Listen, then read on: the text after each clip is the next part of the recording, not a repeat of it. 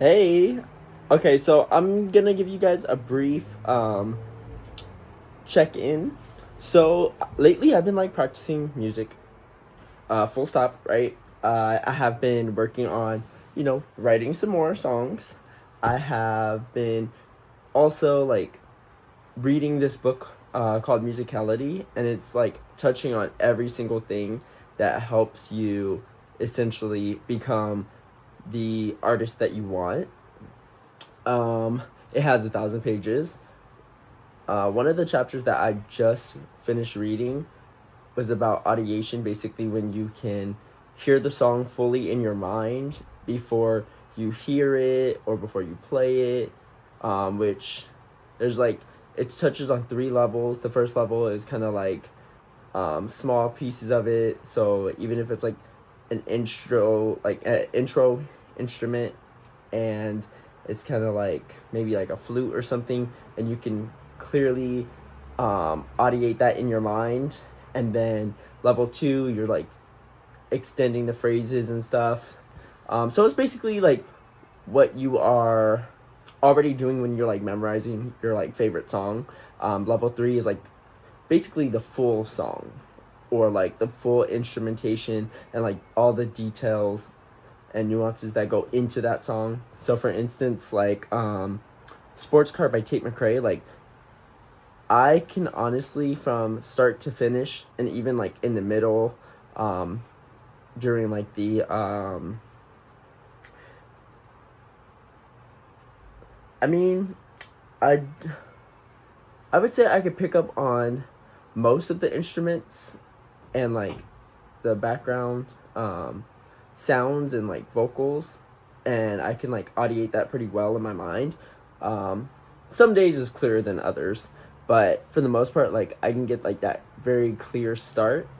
And how they like present it to you in the book is like once you start to develop that, it will allow you to also play by ear, and it will help you when it comes to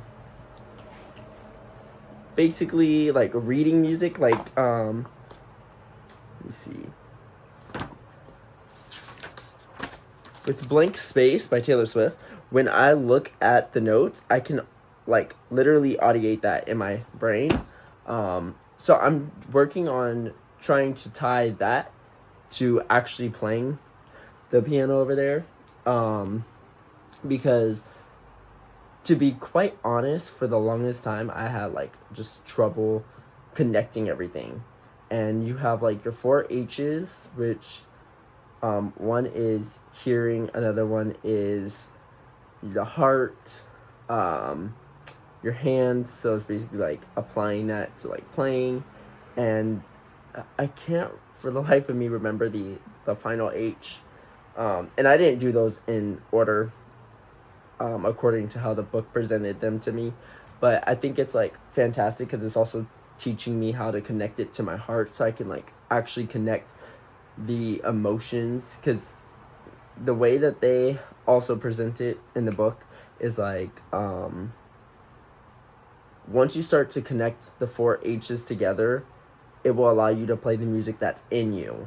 And I'm like, that actually would be really cool, because I'm not gonna lie, like on a day-to-day basis, I always have emotions in me that the only way that I can like express them without having a meltdown, if you will, is like putting it on paper, or creating um some type of like not instrument instrumental on Logic Pro, because I use Logic Pro and FL Studios. I'm still kind of like navigating those two programs, but I just feel like that's a better way for me to express myself, whether it's sadness, anger, happiness, like, you know, and a lot of the events that have happened in the past or even recently, I've written about them, and it just feels like so great. It feels like I'm being heard and seen. Um, Even though like I have not shared anything with anyone, like it feels like I'm finally just, you know,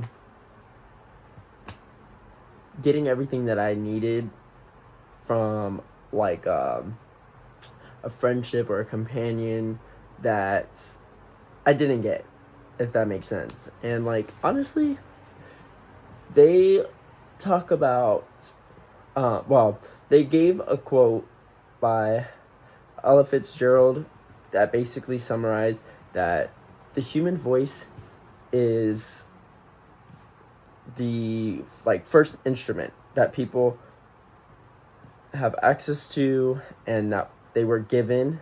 It's just a lot of them either have reservations about using that instrument or they don't know how to use it. But essentially, like, that was the first thing we were given, and innately we're supposed to be, well, I mean, you don't have to sing, but like, it is one of those things where like everybody was given a voice, and that was kind of like how people used to communicate in literally like villages and stuff like that. So it's kind of like essentially, why not, utilize your voice for more than just speaking? Like, why not utilize it to really just express how you feel without having to like, I guess, I don't know, like for me, I'd rather put down on paper all of my thoughts and my feelings than to straight up tell verbalize that to somebody who it either doesn't resonate with them or they just couldn't care less about what I'm telling them. Because like, for instance, I had a friendship recently. Well, I don't know if we're gonna like end up being friends after this, because I have like a lot of things that I would like for them to do as a friend. And it's like simple things like just communicating. That's one of the main things, right? And they have trouble communicating. So it's kind of like, okay, cool, whatever. So when I'm like expressing how communication is important to me and they're not listening, it's kind of like, well, I literally just whenever I get like the little bit of downtime, or even when I don't have downtime, like I'll be writing what I'm feeling or thinking on sticky notes and plugging that into like songs or whatever. But I have so far written 20 different things about kind of like all the issues that I had with this person, and I felt heard. Not by them, but just in general. Like, I felt like I finally got my point across, and I didn't have to continue to speak about the same thing over and over with someone who just doesn't care or who doesn't know how to express, what they're feeling about what I said, So it's a lot easier for me to just turn to the music. So when I read that quote, I was like, you know what, that actually makes a lot of sense, because when we're feeling down or happy, a lot of us, not everybody, which I think like if a lot more people did just, burst out in a song every once in a while, they'd probably like feel a lot better. But like the first thing that pops in my mind is like just turning on a song that I can resonate with, whether it's like something really like emotional or just like calming. Like one song that I have been playing a lot is by a group that's no longer together. They actually recently disbanded, Boys World. I listen to Caught Up in Your Love so much. Anytime I'm just feeling the emotions of being around somebody that I'm like very into, and I'm just caught in your love, like, and I can hear it in my mind right now. And that's like why I love the whole audiation chapter, because since I've read that chapter, like all I've been doing is just playing back various songs, whether it's like the instruments, the lyrics, or the whole thing. And it's helped me so much in the whole figuring out like what kind of instruments I want to use, the tempo, the key major I want to put it in. So it's kind of like, it's really, really, really cool. There's like also another chapter that I haven't gotten to yet, but it's called Super Learning, and it's basically going to help tackle like how to approach learning various music and like what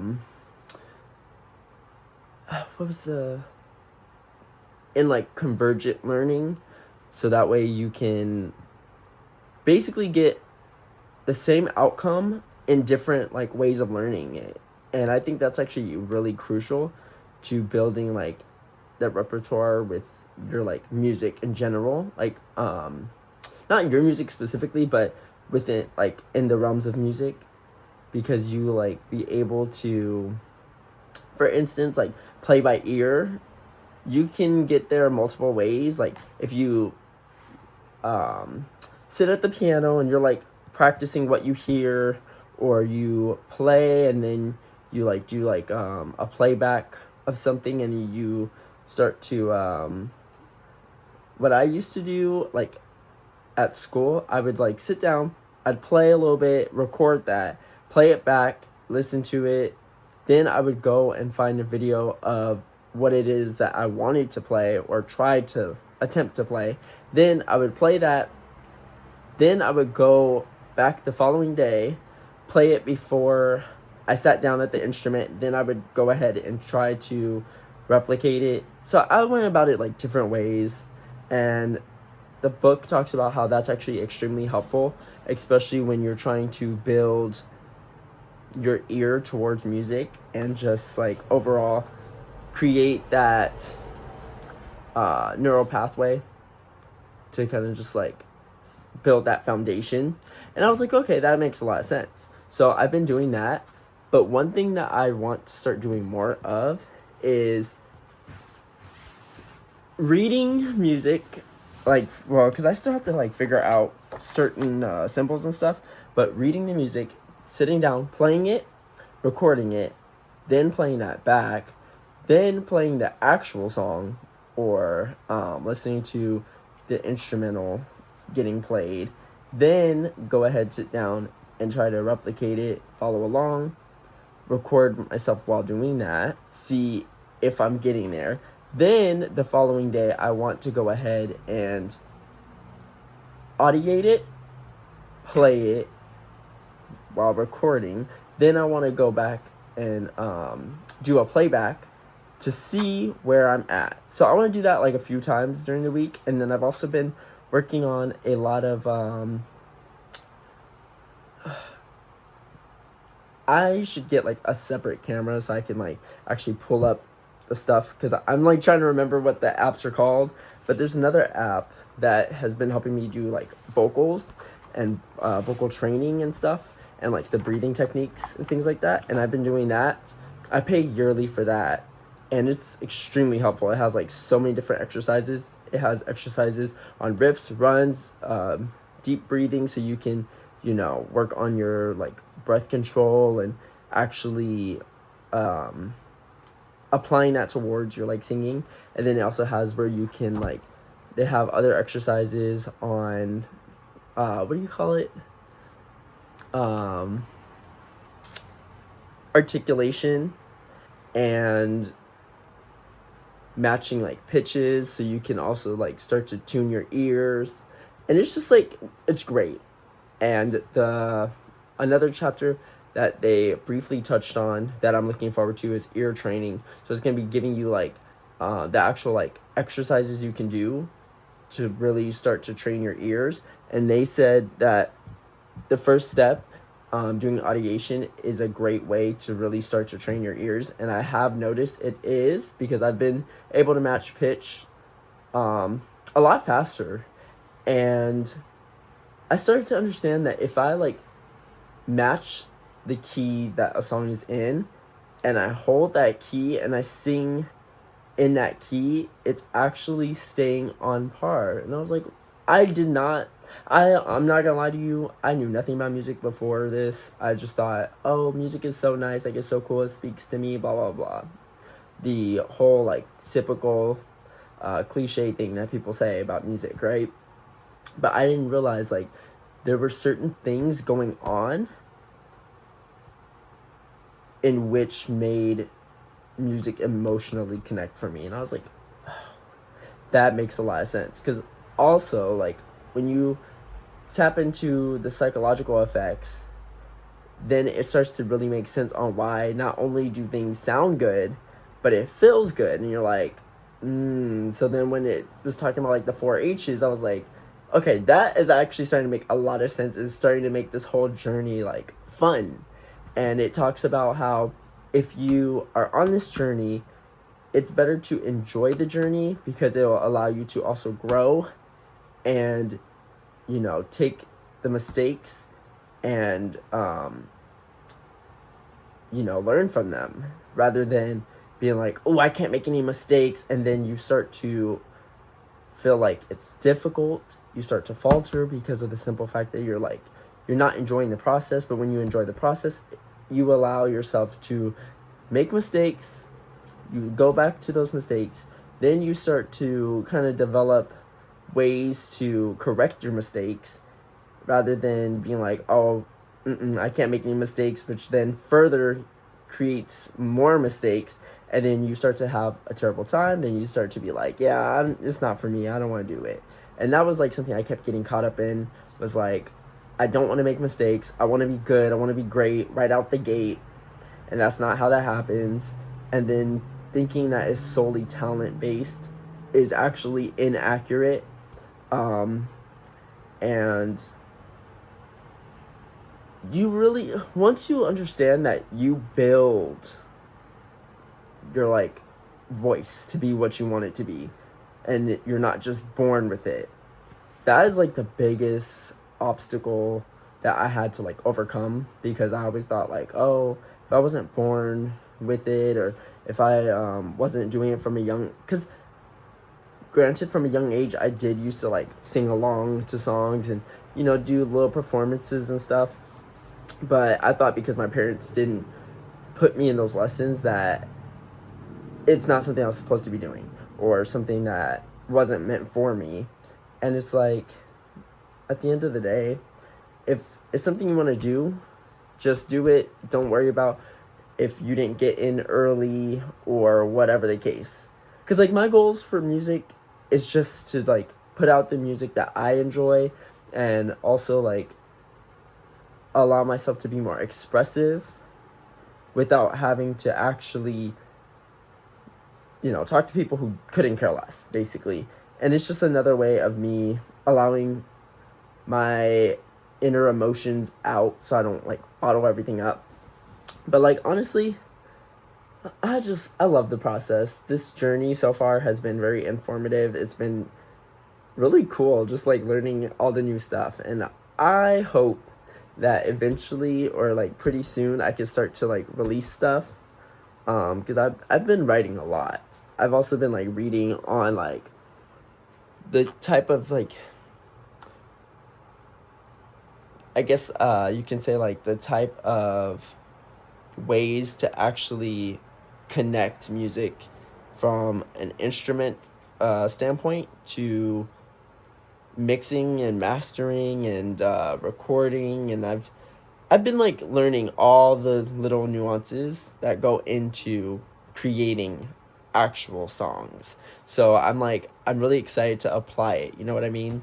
So we shall see if I drop anything on this channel pertaining to that. I hope I do, because I'm really enjoying this whole thing at large, like, and it's just so cool to see where I came from a year ago to now, and where I'm headed.